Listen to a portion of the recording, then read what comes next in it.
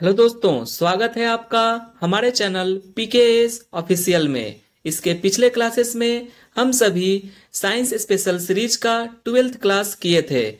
यह class totally RRB ALP पर focus किया गया है, जिससे आप अपनी एएलपी का एग्जाम आसानी से प्रिपेयर कर सकते हैं। क्लास को अंत तक देखें ताकि आप अपनी प्रिपरेशन को और ज्यादा इम्प्रूव कर सकते हैं। यह साइंस स्पेशल सीरीज का क्लास आप सभी को कैसा लग रहा है कमेंट करके जरूर बताइएगा।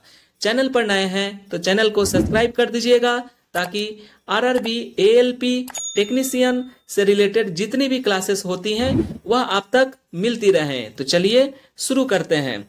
सबसे पहला क्वेश्चन है, किसी पदार्थ की प्रतिरोधकता इनमें से किस कारक पर निर्भर करती है? ऑप्शन ए अनुप्रस्थ काट का क्षेत्रफल, ऑप्शन बी तापमान, ऑप्शन सी लंबाई, ऑप्शन डी प्रतिरोध। तो इसका राइट आंसर क्या होगा आप लोग कमेंट कीजिए। देखिए, किसी भी पदार्थ की प्रतिरोधकता उसके तापमान पर निर्भर करता है, यानी टेम्परेचर पर निर्भर करता है। तो इसका राइट आंसर ऑप्शन बी हो जाएगा। ठीक है, पदार्थ की प्रतिरोधकता तापमान पर यानी टेम्परेचर पर निर्भर करता है। देखिए, प्रतिरोधकता इक्वल टू क्या होता है, रो एल बाई ए। ये आप लोग याद रखिएगा, ये बहुत बार एग्जाम में पूछता है और इससे बहुत सारे न्यूमेरिकल्स भी आते हैं। ठीक है, तो चलिए नेक्स्ट क्वेश्चन देखते हैं। निम्नलिखित में से कौन सी विद्युत ऊर्जा की वाणिज्यिक इकाई है? Option A calorie, option B watt second, option C kilowatt घंटा, ऑप्शन डी जूल। तो इसका राइट आंसर क्या होगा आप लोग कमेंट कीजिए। देखिए, जो विद्युत ऊर्जा होती है, ठीक है, विद्युत ऊर्जा इसकी वाणिज्यिक जो इकाई है यह क्या हो जाएगा, यह हो जाएगा किलोवाट घंटा। तो इसका राइट आंसर ऑप्शन सी हो जाएगा। ठीक है, देखिए विद्युत ऊर्जा की वाणिज्यिक इकाई किलोवाट घंटा होती है। तो 1 किलोवाट घंटा बराबर कितना होता है? 1 किलोवाट घंटा बराबर होता है 3.6 इंटू 10⁻6 जूल। इसके बराबर होता है क्या? 1 किलोवाट घंटा के बराबर क्या होता है? 3.6 इंटू 10⁻6 जूल होता है। ये आप लोग याद रखिएगा। ठीक है, आई होप आप लोग पूरा समझ गए होंगे कि विद्युत ऊर्जा की वाणिज्यिक जो इकाई है ये क्या है, किलोवाट घंटा। और 1 किलोवाट घंटा बराबर कितना होता है? तो 3.6 इंटू 10⁻6 जूल। ये आप लोग इसके बराबर होता है, याद रखिएगा। चलिए नेक्स्ट क्वेश्चन देखते हैं। नेक्स्ट क्वेश्चन है, कार के रियर व्यू, जो रियर व्यू होता है दर्पण के रूप में प्रयुक्त एक उत्तल दर्पण की फोकस दूरी 2 मीटर है। यदि कोई बस दर्पण से 3 मीटर की दूरी पर स्थित है तो उसका प्रतिबिंब कहाँ बनेगा? ऑप्शन ए दर्पण के सामने 1.2 मीटर की दूरी पर, ऑप्शन बी दर्पण के सामने 0.83 मीटर की दूरी पर, ऑप्शन सी दर्पण के पीछे 1.2 मीटर की दूरी पर, ऑप्शन डी दर्पण के सामने 0.83 मीटर की दूरी पर। तो इसका फॉर्मूला दर्पण का क्या होता है आप लोग को पता ही होगा। फॉर्मूला होता है 1/v plus 1/u equal to 1/f।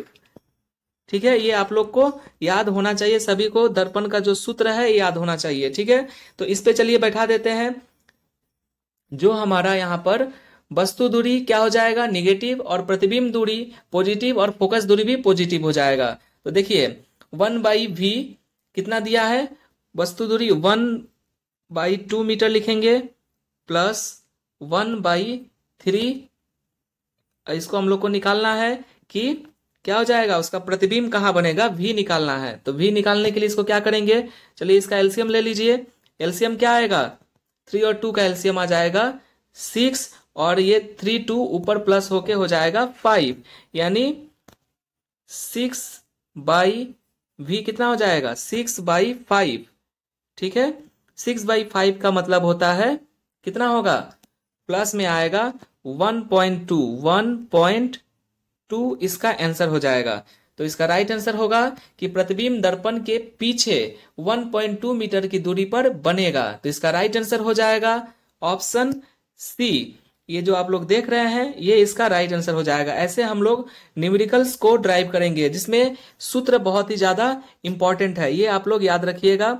1/v + 1/u = 1/f, ये दर्पण का फॉर्मूला है, ठीक है, दर्पण का सूत्र है। चलिए नेक्स्ट क्वेश्चन देखते हैं। गार्ड कोशिकाएं प्रक्रिया में शामिल हैं, किस प्रक्रिया में भाई? चलिए देख लेते हैं। वाष्पीकरण, परिसंचरण, भोजन का परिवहन, उष्ण गतिशीलता। तो इसका राइट आंसर क्या होगा आप लोग कमेंट कीजिए। देखिए गार्ड जो कोशिकाएं होती हैं ये क्या होती हैं? देखिए ये कोशिकाएं पत्तियों, तनों और अन्य अंगों के बाह्य त्वचा में स्थित रहती है। इसका उपयोग गैसों के आदान प्रदान को नियंत्रित करने में होता है। किसकी? गार्ड कोशिकाएं की। चलिए ये जान लिए।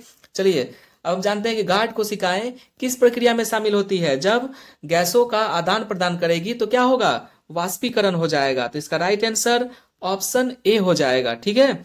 गार्ड कोशिकाएं वाष्पीकरण प्रक्रिया में शामिल होती हैं, ठीक है। और गार्ड सेल प्रत्येक जो रंध्र होता है यानी स्टोमेटा को घेरने वाली कोशिकाएं होती है। और गार्ड सेल की बाहरी भित्ति पतली तथा आंतरिक भित्ति मोटी होती है। इतना बात आप लोग को गार्ड सेल के बारे में जाननी ही चाहिए, ठीक है। चलिए आई होप आप लोग पूरा समझ गए होंगे कि गार्ड कोशिकाएं जो होती हैं ये वाष्पीकरण प्रक्रिया में शामिल होती हैं। चलिए नेक्स्ट क्वेश्चन देखते हैं। निम्नलिखित में से कौन सा ब्लीचिंग पाउडर का उपयोग नहीं है? यहाँ पर क्या पूछा है? ब्लीचिंग पाउडर का उपयोग नहीं पूछा है। ऑप्शन ए पेयजल को कीटाणु मुक्त बनाना, ऑप्शन बी सोडा एसिड अग्निशामकों में, ऑप्शन सी कई रासायनिक उद्योगों में ऑक्सीकरण अभिकर्मक के रूप में, ऑप्शन डी केक बेकिंग हेतु।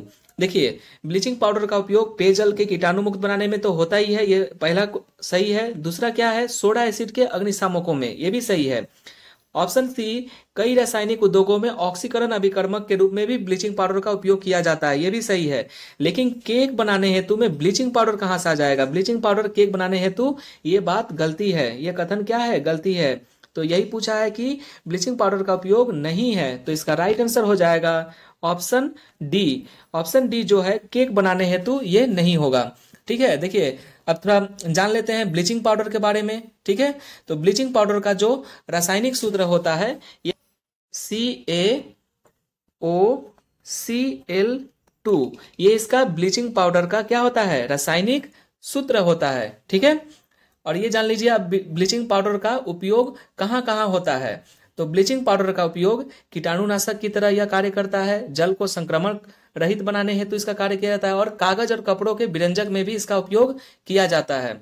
और जो बेकिंग सोडा जो होता है वो होता है केक बनाने हेतु इसका उपयोग किया जाता है, ठीक है। ये आप लोग याद रखिएगा। तो हम लोग क्या जाने? ब्लीचिंग पाउडर का सूत्र जाने CaOCl2, ठीक है, और ब्लीचिंग पाउडर का उपयोग जाने, ठीक है। चलिए नेक्स्ट क्वेश्चन देखते हैं। आई होप आप लोग पूरा समझ गए होंगे। नेक्स्ट क्वेश्चन है, एक गर्भ निरोधक तकनीक जो गर्भाशय के भीतर शुक्राणुओं के फैगोसाइटोसिस को बढ़ाती है वह कौन सी है?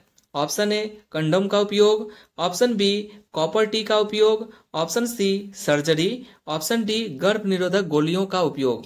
देखिए एक जो गर्भ निरोधक तकनीक जो है वो गर्भाशय के भीतर शुक्राणुओं के फैगोसाइटोसिस को बढ़ाती है, वह होती है कॉपर टी। जो कॉपर टी आप लोग इसका उपयोग देख रहे हैं यह फैगोसाइटोसिस को बढ़ाती है। तो इसका राइट आंसर ऑप्शन बी हो जाएगा, ठीक है। ऑप्शन बी इसका राइट आंसर हो जाएगा। देखिए गर्भ निरोधक दवाइयां अंडोत्सर्ग यानी जो ओव्यूलेशन होता है उसको रोक देती है, ठीक है। और चलिए हम लोग जान लेते हैं कि गर्भ निरोधक विधियां अस्थायी हैं, ठीक है। कौन कौन सी? सुरक्षित काल, इसमें मासिक धर्म के 1 सप्ताह पहले तथा 1 सप्ताह बाद का काल जो होता है यह लैंगिक समागम के लिए सुरक्षित काल होता है। जो यांत्रिक अवरोध जो होते हैं, जैसे इसमें हम लोग कंडोम का उपयोग करके योनि में स्पर्म को जाने से रोक सकते हैं, ठीक है। और दूसरा क्या है? जो मुख्य उपाय है, मुख्य उपाय में क्या आएगा? यह एस्ट्रोजन एवं प्रोजेस्टेरॉन निर्मित गोलियां होती हैं जो हार्मोन्स के उत्पादन को प्रभावित करती हैं। तो इसके कारण हम लोग जान गए मुख्य उपाय, यांत्रिक उपाय, ठीक है। ये इससे हम लोग रोक सकते हैं। कैसे? जो आप लोग को अभी बताया। आई होप आप लोग पूरा समझ गए होंगे कि गर्भ निरोधक जो तकनीक होती है ये गर्भाशय के भीतर शुक्राणुओं के फैगोसाइटोसिस को बढ़ाती है, ये कॉपर टी का उपयोग करके। आई होप आप लोग पूरा समझ गए होंगे। देखिए गर्भपात जो होता है भारत में यह कानून अवैध है, लेकिन किसी विशेष परिस्थिति में यह कराया जा सकता है। चलिए नेक्स्ट क्वेश्चन देखते हैं। न्यूलैंड्स के अष्टक में किन दो तत्वों के गुण समान पाए गए थे? Option A lithium sodium, sodium magnesium, hydrogen थोडियम और कैल्शियम क्लोरीन। तो इसका राइट आंसर क्या होगा, आप लोग कमेंट कीजिए। देखिए न्यूलैंड्स के जो अष्टक नियम थे, ठीक है, इसमें लिथियम और सोडियम तत्वों के गुण समान पाए गए थे, लिथियम और सोडियम के गुण। तो इसका राइट आंसर ऑप्शन ए हो जाएगा। ठीक है, देखिए न्यूलैंड्स के बारे में थोड़ा जान लेते हैं। न्यूलैंड्स ने 1863 में न्यूलैंड्स ने अपना अष्टक नियम दिया था। क्या नियम दिया था? तो अष्टक नियम दिया था। इन्होंने तत्वों के परमाणु बढ़ते क्रम में व्यवस्थित किया, जिसमें 8वें तत्व के गुण पहले तत्व के गुण से समानता प्रदर्शित करते हैं, माने उनका गुण समान पाया जाता है। इन्होंने अपने समय तक के ज्ञात तत्वों की संख्या कितनी थी? तो 56 तत्वों की इन्होंने खोज की थी उस वक्त। ठीक है, कितने तत्वों की? 56 तत्वों को व्यवस्थित किया था। इनके आवर्त सारणी का तत्व महत्तम कैल्शियम तक तथा इन नियमों का पालन करता है। इनका जो आवर्त सारणी जो बनाए थे पीरियोडिक टेबल, इनका जो कैल्शियम तक ही नियम तक पालन कर पाया, उसके बाद नहीं कर पाया। और इनके आवर्त सारणी का जो अंतिम तत्व था, ये पूछा जाता है कि न्यूलैंड्स के जो अंतिम तत्व क्या रखे थे? तो थोडियम, थोडियम को इन्होंने क्या किया था? रखा था। ठीक है, इतना आप लोग को जानना चाहिए। तो इसका राइट आंसर हो जाएगा ऑप्शन ए, लिथियम और सोडियम अष्टक में इन दो तत्वों के गुण समान पाए गए थे। आई होप आप लोग पूरा समझ गए होंगे। चलिए नेक्स्ट क्वेश्चन देखते हैं।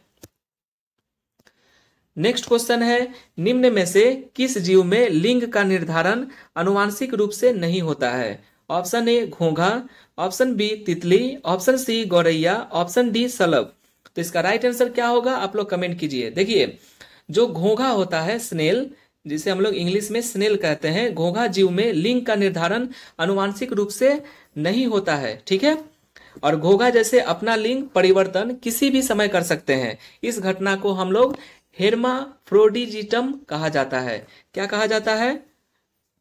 तो हेर्माफ्रोडिजिटम कहा जाता है। तो इसका राइट आंसर ऑप्शन ए हो जाएगा। जो घोंघा होता है, इनका लिंग का निर्धारण आनुवांशिक रूप से नहीं होता है। ये जब चाहे अपना लिंग को परिवर्तन कर सकते हैं किसी भी समय। ठीक है, किसी भी नर में, नर से मादा तथा मादा से नर में परिवर्तन की घटना को डाइकोगैमी भी कहते हैं।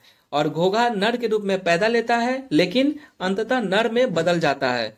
ठीक है, जब कोई घोंघा शारीरिक संपर्क में आते हैं तो बड़ा घोंघा मादा तथा छोटा घोंघा नर में बदल जाता है। ये आप लोग याद रखिएगा, बहुत बार एग्जाम में ये पूछा गया है कि जो घोंघा होते हैं शारीरिक संपर्क में जब आते हैं संभोग के स्थिति में, तो जो बड़ा घोंघा होता है वह मादा की तरह रिएक्ट करेगा, मादा बन जाएगा, अपना जो लिंग है वो चेंज कर लेगा, तथा जो छोटा घोंघा है वो नर में बदल जाता है। इतना आप लोग याद रखिएगा। आई होप आप लोग पूरा समझ गए होंगे। चलिए नेक्स्ट क्वेश्चन देखते हैं। नेक्स्ट क्वेश्चन है, एक प्रकाश की किरण दो माध्यमों को पृथक करने वाले एक इंटरफेस पर अविलंब के अनुदिश आपतित होती है। आपतित किरण और आपतन किरण के बीच का कोण डैश के बराबर होता है। कितने डिग्री के बराबर होता है, ये आप लोग को बताना है। चलिए हम लोग पहले फिगर से समझ लेते हैं। मान लीजिए ये कोई माध्यम हम बना लेते हैं, माध्यम 1 और ये है माध्यम 2। ठीक है, जब एक प्रकाश की किरण दो माध्यमों को पृथक करने वाले इंटरफेस, ये जो इंटरफेस है इसके ऊपर अविलंब के अनुदिश आपतित होती है। ये चलिए आपतित हो रही है। ठीक है, और आपतित किरण और अपवर्तन किरण के बीच का कोण पूछा है, तो ये अपवर्तन हो गया। ठीक है, तो इसका जो एंगल बनेगा वही पूछा है, कोण कितना होगा। तो इसका कोण तो कुछ बन नहीं रहा है, ये तो फ्लैट लाइन है, तो ये 0 डिग्री इसका आंसर हो जाएगा। क्या हो जाएगा इसका आंसर? तो 0 डिग्री। ठीक है, इसका राइट आंसर ऑप्शन सी हो जाएगा। ये आप लोग याद रखिएगा। ठीक है, किसी भी माध्यम में लंबवत प्रकाश की किरण के गिरने पर वह सीधे बिना अपवर्तन के गुजर जाती है, उसे हम लोग क्या करेंगे? 0 डिग्री का एंगल क्रिएट होता है। ये एक बात आप लोग जान लीजिए, अपवर्तनांक जो होता है म्यू, म्यू इक्वल टू क्या होता है? तो म्यू इक्वल टू होता है साइन आई बटे साइन आर। ठीक है, ये आप लोग याद रखिएगा इतना। ठीक है, चलिए नेक्स्ट क्वेश्चन देखते हैं और यह आखिरी क्वेश्चन है। ठीक है, चलिए निम्न में से कौन सा कथन गलत है, पूछा है यहाँ पर, गलत हम लोग को चयन करना है। ऑप्शन ए, किण्वन की प्रक्रिया के लिए ऑक्सीजन आवश्यक नहीं है।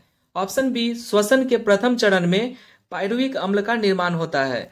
ऑप्शन सी, श्वसन के प्रथम चरण में ग्लूकोज का विघटन होता है। ऑप्शन डी, माइटोकॉन्ड्रिया में ऑक्सीजन की सहायता से एसिटिक अम्ल का विघटन होता है। तो इसका राइट आंसर क्या होगा, आप लोग कमेंट कीजिए। देखिए, जो माइटोकॉन्ड्रिया में ऑक्सीजन की सहायता से एसिटिक अम्ल का विघटन होना, ये गलत कथन है। तो इसका राइट आंसर क्या हो जाएगा, ये इसका राइट आंसर ऑप्शन डी हो जाएगा। ठीक है, इसका राइट आंसर क्या हो जाएगा, तो ऑप्शन डी। देखिए, माइटोकॉन्ड्रिया के जो मैट्रिक्स में जो क्रेब्स चक्र के उपरांत ग्लूकोज का साइटोप्लाज्म में अपघटन के उपरांत ऑक्सीश्वसन में प्रवेश करने वाला जो पायरुविक अम्ल है वह ऑक्सीकृत होकर 36 एटीपी ऊर्जा उत्पन्न करता है और किण्वन की प्रक्रिया के लिए ऑक्सीजन आवश्यक नहीं है। यह बात सही है, ठीक है। और श्वसन के प्रथम चरण में पायरुविक अम्ल का निर्माण होता है, यह भी सही है। और श्वसन के प्रथम चरण में ग्लूकोज का विघटन होता है, यह भी सही है। लेकिन गलत क्या है, तो ये माइटोकॉन्ड्रिया में ऑक्सीजन की सहायता से एसिटिक अम्ल का विघटन होना, यह गलत है। आई होप आप लोग पूरा समझ गए होंगे। आप अगर क्लास अंत तक देख रहे हैं तो कमेंट में बताएं कि आप टॉप 10 प्रश्नों में से आप कितने प्रश्नों का सही सही जवाब दिया है। अगर कोई क्वेश्चन में आपको डाउट है तो कमेंट बॉक्स में कमेंट जरूर करें। मन लगाकर पढ़ाई करें। मिलते हैं नए वीडियो में, तब तक के लिए जय हिंद।